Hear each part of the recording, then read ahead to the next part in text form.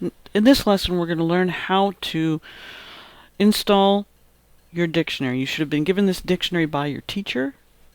It is in zip format, so either you want it on your jump drive or on your Windows main screen called the desktop. So now we're going to install. We're going to click on Archive and Retrieval Wizard. We have a choice of backing up files and restoring files.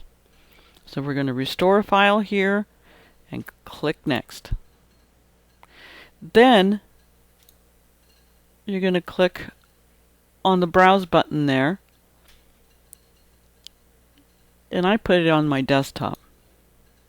So I'm going to select it, and then I'm going to click on Open. And it's PDIC32, that's what we call it internally. And then you click on Finish.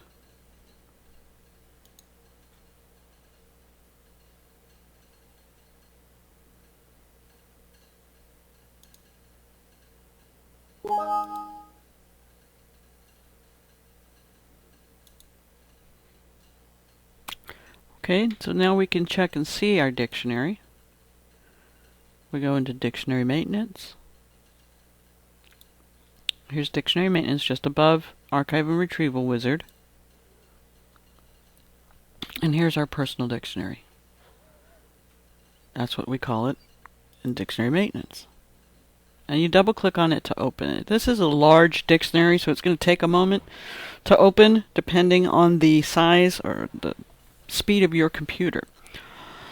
And so down here at the bottom we see we have 681,703 entries in this dictionary.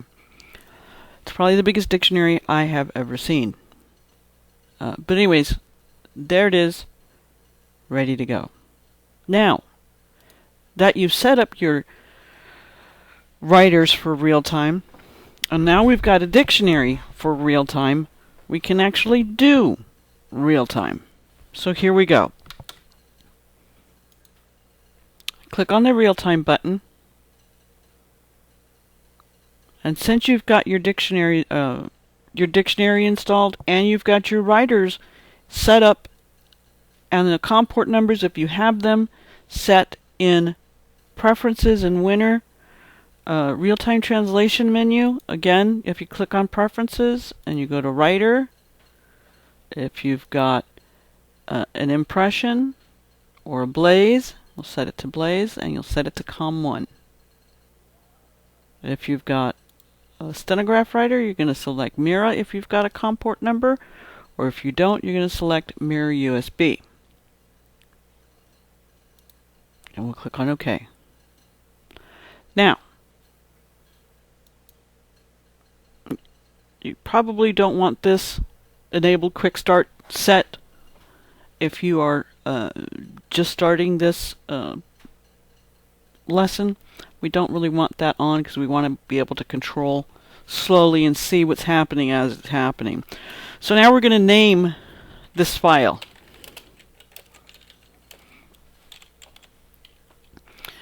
And then we're going to click on Connect.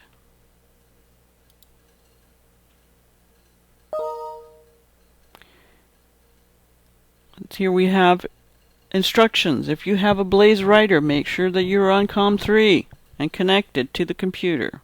So your cable should be connected. The writer should be on, and then we click on OK.